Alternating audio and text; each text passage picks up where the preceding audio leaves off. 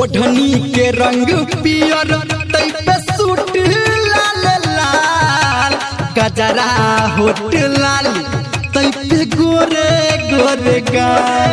रे ओढ़नी के रंग पियर तै पे सूट लाल लाल गजरा होट लाल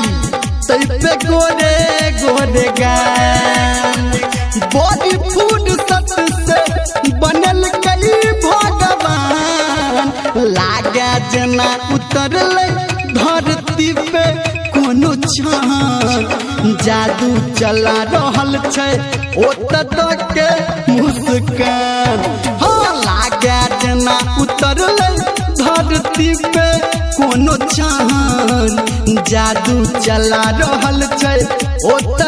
के मुस्कान लागे जना उतरल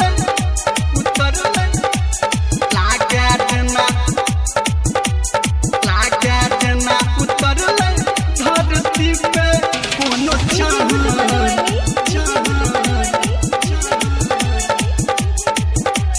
जादू चला रहल छै। अभी आप सुन रहे हैं धर्मेंद्र निर्मलिया को। जादू चला रहल छै ओत के मुस्कान हम छी दीवाना ओकर पूछै दीवानी असरबत के घाट हम ओ छै मीठू पानी ओ छै मीठू पानी हाँ हम छी दीवाना ओकर पूछै दीवानी असरबत के घाट हम ओ छै मीठ पानी आ रंग के न रूप पे छै रघुमान लागे जना उतरल धरती पे कोनो चाँद आ जादू चला रहल छै ओत के मुस्कान रे लागे जना उतरल धरती पे कोनो चाँद जादू चला रहल छै ओत के मुस्कान लागे जना उतरल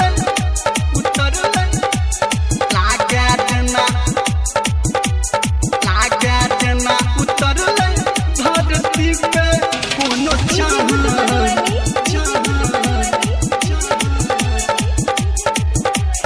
जादू चला रहल छै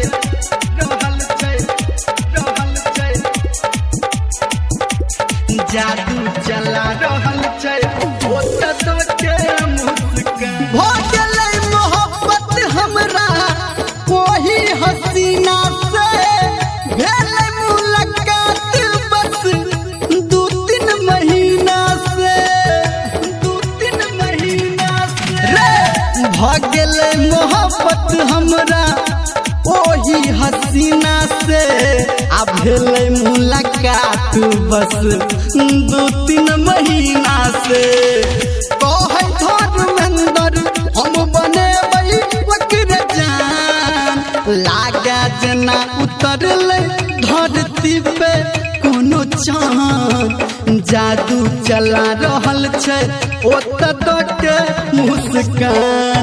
रे लागे जना उतरल धरती पे कोनो चाँद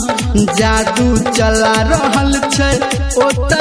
के मुस्कान बुझली रे मिता।